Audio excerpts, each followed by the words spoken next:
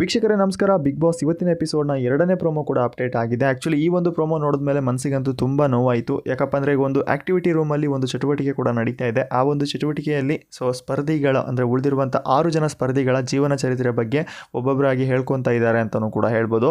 ಜೀವನ ಚರಿತ್ರೆ ಅಂದರೆ ಅವರು ಯಾವ ರೀತಿ ಒಂದು ಕಷ್ಟದ ಹಾದಿಯಲ್ಲಿ ನಡೆದು ಬಂದರು, ಆ ಒಂದು ವಿಷಯಗಳ ಬಗ್ಗೆ ಹಂಚ್ಕೊತಾ ಇದ್ದಾರೆ ಅಂತಲೂ ಕೂಡ ಹೇಳ್ಬೋದು. ಬನ್ನಿ ಯಾವ್ಯಾವ ವಿಷಯಗಳನ್ನ ಹೇಳ್ಕೊಂಡ್ರು ಮತ್ತು ಯಾವ ರೀತಿಯಲ್ಲಿ ಮಾತಾಡಿದ್ರು. ಅಷ್ಟೇ ಅಲ್ಲದೆ ಇಲ್ಲಿ ಕೆಲವೊಂದಿಷ್ಟು ಸ್ಪರ್ಧಿಗಳು ಅವರ ಒಂದು ಜೀವನ ಚರಿತ್ರೆ ಕೇಳಿದ ಮೇಲೆ ತುಂಬ ಅಳ್ತಾ ಇದ್ದಾರೆ.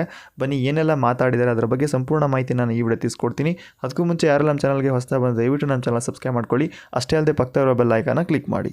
ಹೌದು ವೀಕ್ಷಕರೇ, ಈಗ ಆ್ಯಕ್ಟಿವಿಟಿ ರೂಮಲ್ಲಿ ಒಂದು ಚಟುವಟಿಕೆ ಕೂಡ ನಡೀತಾ ಇದೆ. ಯಾವ ರೀತಿಯಪ್ಪ ಅಂದ್ರೆ ಒಂದು ಬ್ಲ್ಯಾಕ್ ಬೋರ್ಡ್ನ ಅರೇಂಜ್ ಮಾಡಿದ್ದಾರೆ. ಅವ್ರ ಮೇಲೆ ಒಂದು ಬ್ಲೂ ಕಲರ್ ಲೈಟ್ ಏನೋ ಬಿಟ್ಟಿದ್ದಾರೆ. ಯಾವ ರೀತಿಯಪ್ಪ ಅಂದರೆ ಅವರು ಒಂಥರ ಈ ಏರುಪೇರು ಅನ್ನೋ ಒಂದು ಗೇಮ್ ಥರ ಇರುತ್ತಲ್ಲ, ಆ ರೀತಿಯ ಒಂದು ಗೆರೆಗಳನ್ನ ಹಾಕಿದ್ದಾರೆ. ಅಂದರೆ ಅದನ್ನ ನೋಡಿ ಇಂಡೈರೆಕ್ಟಾಗಿ ಬಾಯಿ ಬಿಡೋಕ್ಕಾಗಲ್ಲ. ಹಾಗಾಗಿ ಅದನ್ನ ಆ ರೀತಿ ಹೇಳಿದ್ದೀನಿ ಅಷ್ಟೇ. ಏರುಪೇರು ಅಂದರೆ ಜೀವನದಲ್ಲಿ ಕೆಳಗಡೆ ಇದ್ದಾಗ ಯಾವ ರೀತಿ ನಿಮ್ಮ ಜೀವನ ಇತ್ತು ಮತ್ತು ಜಾಸ್ತಿ ಈಗ ಯಾವ ರೀತಿ ಒಂದು ಸಿಚುವೇಷನಲ್ಲಿ ಹೈ ಆಯಿತು, ಆ ಒಂದು ವಿಷಯಗಳನ್ನ ಬಗ್ಗೆ ಹಂಚ್ಕೋಬೇಕು ಅಂತ ಹೇಳಿದ್ದಾರೆ. ಹೀಗಾಗಿ ಎಲ್ಲ ಸ್ಪರ್ಧಿಗಳು ಈಗ ಆ್ಯಕ್ಟಿವಿಟಿ ರೂಮ್ಗೆ ಬಂದು ಅವರ ಒಂದೊಂದು ಕಷ್ಟದ ಹಾದಿಗಳನ್ನ ಹೇಳ್ಕೊತಾ ಇದ್ದಾರೆ ಅಂತಲೂ ಕೂಡ ಹೇಳ್ಬೋದು. ಯಾವ ರೀತಿ ಒಂದು ಜೀವನ ನಡೆಸಿದ್ರು ಮತ್ತು ಚಿಕ್ಕ ವಯಸ್ಸಲ್ಲಿ ಏನು ಕಷ್ಟನ ಅನುಭವಿಸಿದ್ರು, ಬೆಂಗಳೂರಿಗೆ ಬಂದಾಗ ಏನು ಅನುಭವಿಸಿದ್ರು, ಯಾವ ರೀತಿ ಕಷ್ಟ ಊಟಕ್ಕಾಗಲಿ ಮಲಗೋ ಜಾಗಕ್ಕಾಗಲಿ ಆ ರೀತಿಯ ಕಷ್ಟಗಳನ್ನ ಏನೆಲ್ಲ ಅನುಭವಿಸಿದ್ರಲ್ಲ ಅದನ್ನೆಲ್ಲ ಹಂಚ್ಕೊತಾ ಇದ್ದಾರೆ ಅಂತಲೂ ಕೂಡ ಹೇಳ್ಬೋದು. ಇಲ್ಲಿ ಗಿಲ್ಲಿಯವರು ಏನು ಹೇಳ್ತಾ ಇದ್ದಾರೆ, ಆಲ್ಮೋಸ್ಟ್ ತುಂಬ ಜನ ದುಡ್ಡಿಗೆ ಅದಕ್ಕೆಲ್ಲ ಹೊಡೆದಾಡ್ತಾರೆ, ಬಟ್ ನಾನು ಊಟಕ್ಕಾಗಿ ತುಂಬ ಹೊಡೆದಾಡಿದ್ದೀನಿ ಅಂತಲೂ ಕೂಡ ಹೇಳ್ತಾ ಇದ್ದಾರೆ.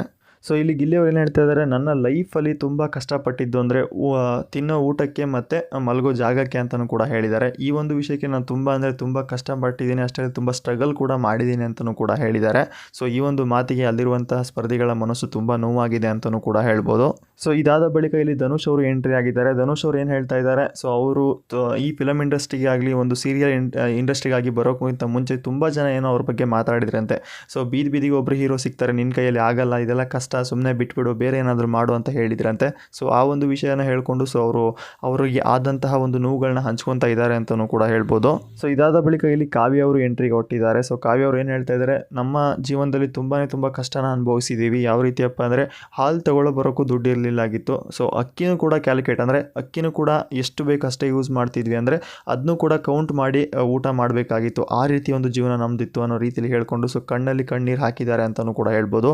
ಈ ಒಂದು ವಿಷಯನ ಕೇಳಿದ ಮೇಲೆ ಅಲ್ಲಿರುವಂಥ ಸ್ಪರ್ಧಿಗಳು ಕೂಡ ಕಣ್ಣೀರು ಹಾಕಿದ್ದಾರೆ. ರಕ್ಷಿತಾ ಆಗಿರಲಿ, ಅಶ್ವಿನಿ ಅವರು ಇರಲಿ, ತುಂಬ ಮನಸ್ಸಿಗೆ ನೋವು ಆಗಿದೆ ಅಂತಲೂ ಕೂಡ ಹೇಳ್ಬೋದು. ಇಲ್ಲಿ ಆಮೇಲೆ ಅಶ್ವಿನಿ ಅವರು ಎಂಟ್ರಿ ಕೊಟ್ಟಿದ್ದಾರೆ. ಅಶ್ವಿನಿ ಅವರು ಕೂಡ ಒಂದು ವಿಷಯದ ಬಗ್ಗೆ ಹಂಚ್ಕೊಳ್ತಾ ಇದ್ದಾರೆ. ಏನಪ್ಪ ಅಂದರೆ ನಾ ಚಿಕ್ಕ ವಯಸ್ಸಲ್ಲಿ ಹುಟ್ಟಿದಾಗ ನಮ್ಮ ತಂದೆಯವರಿಗೆ ಹೆಣ್ಣು ಮಗು ಹುಟ್ಟಿದ್ದು ತುಂಬ ನಿಮಗೆ ಗಾಡ್ ಗಿಫ್ಟ್ ಅಂತಲೂ ಕೂಡ ಹೇಳಿದ್ರಂತೆ. ಕೆಲವೊಂದಿಷ್ಟು ವಿಷಯಗಳ ಬಗ್ಗೆ ಮಾತಾಡಿದ್ದಾರೆ, ಬಟ್ ಈ ಒಂದು ಪ್ರೋಮೋದಲ್ಲಿ ತೋರಿಸಿಲ್ಲ. ಮೇನ್ ಒಂದು ಟಾಪಿಕ್ನ ಅಷ್ಟೇ ತೋರಿಸಿದ್ದಾರೆ ಅಂತಲೂ ಕೂಡ ಹೇಳ್ಬೋದು. ಇದಾದ ಬಳಿಕ ಮತ್ತೆ ಗಿಲ್ಲಿಯವರ ಒಂದು ಟಾಪಿಕ್ನ ತೋರಿಸಿದ್ದಾರೆ. ಗಿಲ್ಲಿಯವರು ಏನು ಹೇಳ್ತಾ ಇದ್ದಾರೆ, ತುಂಬ ಜನ ದುಡ್ಡು ಕದಿಯೋದು ನೋಡಿದ್ದೀರಾ, ಬಟ್ಟೆ ಕದಿಯೋದು ನೋಡಿದ್ದೀರಾ, ಏನೇನೋ ಕದೀತಾರೆ, ಬಟ್ ನಾನು ಊಟಕ್ಕಾಗಿ ತಿನ್ನೋ ಅನ್ನನೂ ಕದಿದ್ದೀನಿ ಅನ್ನೋ ರೀತಿಯಲ್ಲಿ ಮಾತಾಡ್ತಾ ಇದ್ದಾರೆ. ಅಂದರೆ ಊಟದ ವಿಷಯದಲ್ಲಿ ಅವರ ಕಷ್ಟ ಹೇಗಿತ್ತು ಅಂತ ಅವ್ರೀಗ ಒಂದೊಂದೇ ವಿಷಯಗಳ ಬಗ್ಗೆ ಹಂಚ್ಕೊತಾ ಇದ್ದಾರೆ ಅಂತಲೂ ಕೂಡ ಹೇಳ್ಬೋದು. ಈ ಒಂದು ಮಾತು ಕೇಳಿದ ಮೇಲೆ ಅಲ್ಲಿರುವಂಥ ಸ್ಪರ್ಧಿಗಳು ಕೂಡ ಕಣ್ಣೀರು ಹಾಕಿದ್ದಾರೆ. ಯಾಕಪ್ಪ ಅಂದರೆ ಊಟದ ವಿಚಾರದಲ್ಲಿ ಯಾವ ರೀತಿ ಕಷ್ಟನ ಅನುಭವಿಸಿದ್ರು.